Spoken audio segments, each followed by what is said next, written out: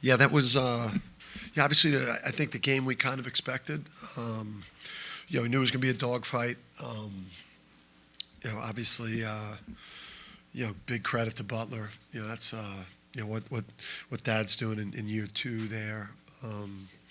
With that team, that's going to be a tough team to beat moving forward. Big East, conference play the rest of the way. Big East tournament, NCAA tournament.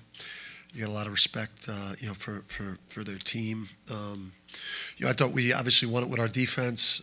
Felt like there was a lid on the bucket for us a little bit. Could have made it a little easier on ourselves if we finished some plays around the rim. And it just felt like one of those games where, you get it to 10, you get it to 12. Obviously, led the whole way. But we had a tremendous respect for them coming in. Anyone, that wins at Marquette and wins at Creighton, they had our full attention coming in. And, credit to Alex for gutting it out with the ankle. Obviously, Donovan, had some huge impact on the game. Cam bailed us out, offensively, and I thought Haas was, really good off the bench. Dan, you helped them to 20 points under their season average. A lot of people talk about your offense and defense. Yeah, I mean, we should have been. We should have shot over 50% from the field. I think when we go back and you see, Steph had two, point-blank layup on the out-under in the first half. The drive, the left drive. I think we probably missed. I don't. It was a frustrating offensive game, but that was how we needed to play these guys.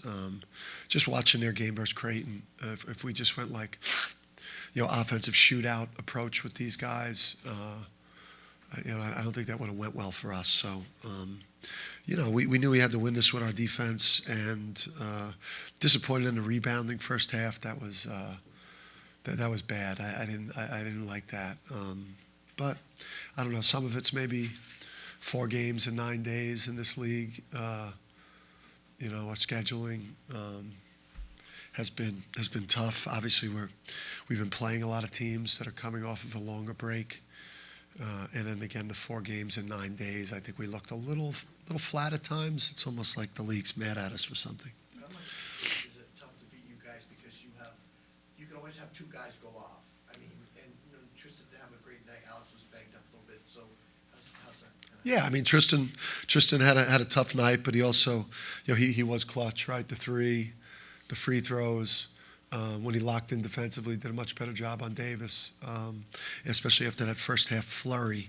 And obviously Steph took a step back. Just, I think it was going so well for him. It's kind of, you let your guard down a little bit, and I think he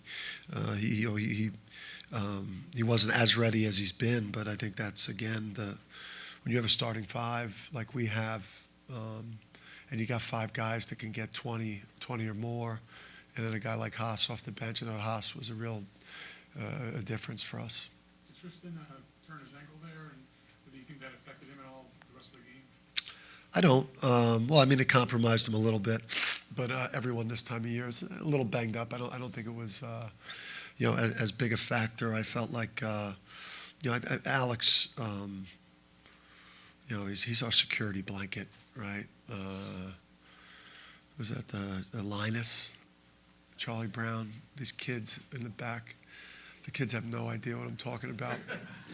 Right? Look at them up in the back. They're just friggin' staring at me. Charlie, he's Linus. I'm Linus, and he's my blanket.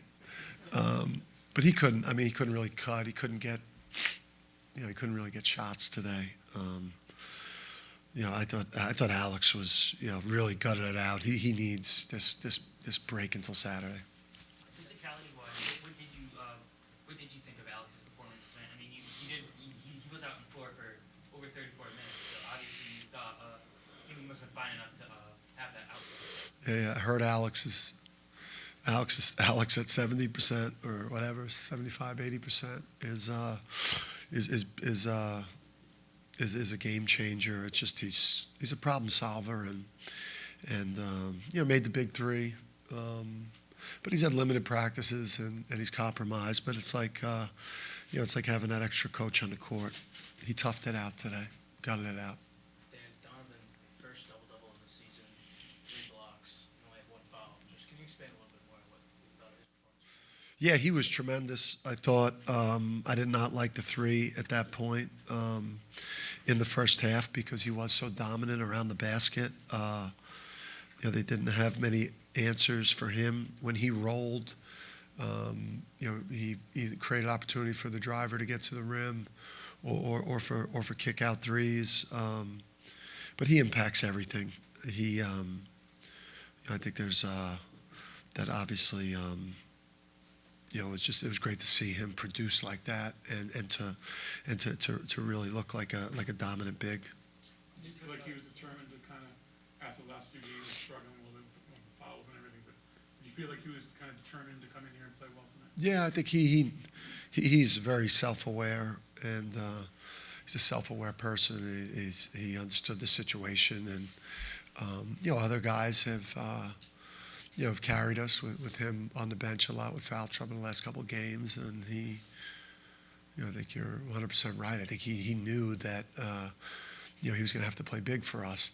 That's how this thing goes. On teams, it was his turn to step up and produce at a high level. Can you talk about Cam's ability to stop the lead when you need that, good free, or even like the lob pass to Sampson after they had cut the lead to 3 and keying out?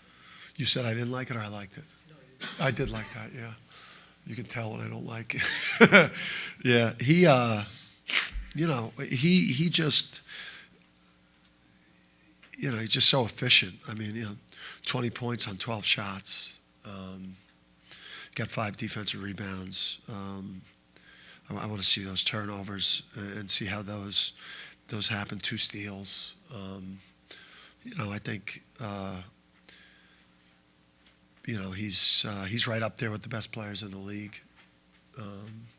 He's played like one of the best players in the league.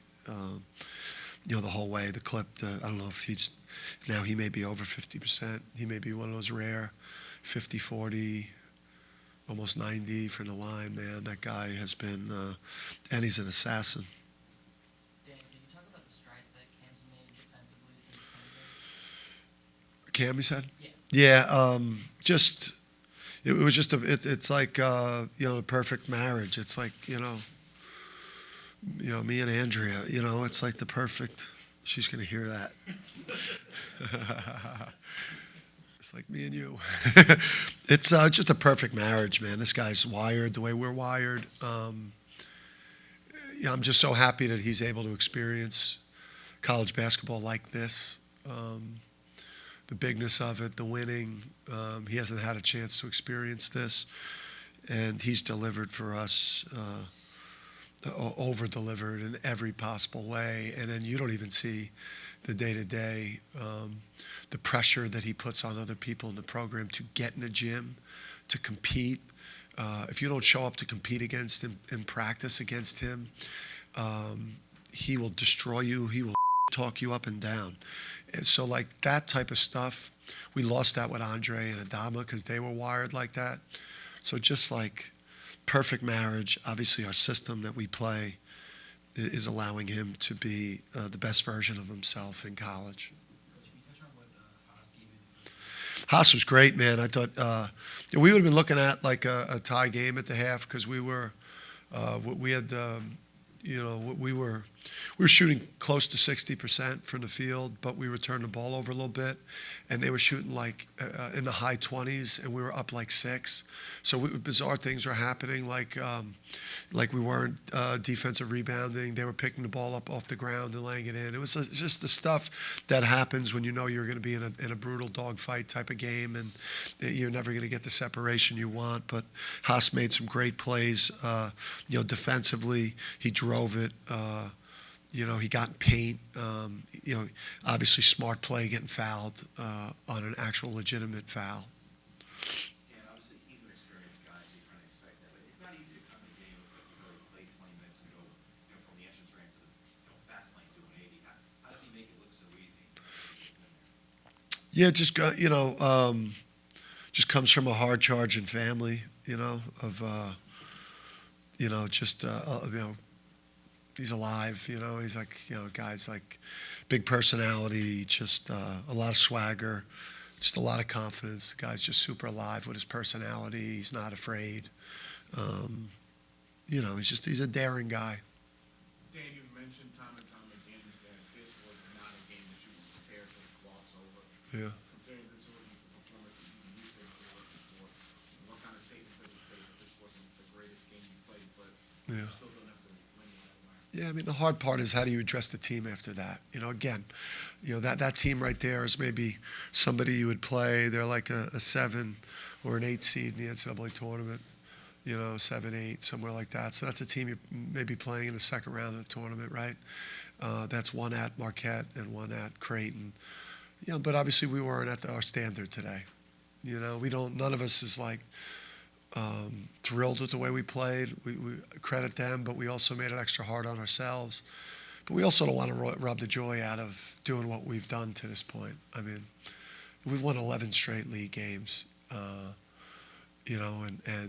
have done obviously incredible things. And you're going to have games where you're not at your best. So it's just tough, because like you can't make believe that you're thrilled with the performance in front of the group, but you don't want to rob the joy, from winning a hard-fought Big East game. So, you're just, I guess you're relieved that you won. And again, the 4 games in 9 days, I think that showed for us a little bit today in terms of the flatness. And these friggin' 8:30 starts suck. Yeah, and you're still undefeated at home. It's 28-2 over the last 2 years. How important is developing a dominant home court for your success over the last couple of years? Yeah, I mean, this place, like, I thought our singing crew today was awesome. They got the place going. That was awesome. That was an awesome start. And the crowd, I thought, was really, really helped us today here. I think it's not easy to play. Listen, we love doing it. Hartford needs us here. Gamble needs us there. And it's a unique situation. No other team in the country splits them like this. So just credit to our players for being able to play half their games in 2 different spots and be able to take care of that business. But then also credit our great fans. They've been just awesome this year, and they've rewarded what we've done last year and the last couple of years, and the start to this year with sellouts, I think, in just about every game. So, we're aware that not many teams have a chance to go clean sheet at home, and that's something we're striving for. And if we do that, we know that we're probably going to win the regular season if we win out at home. Thank you. Thank you.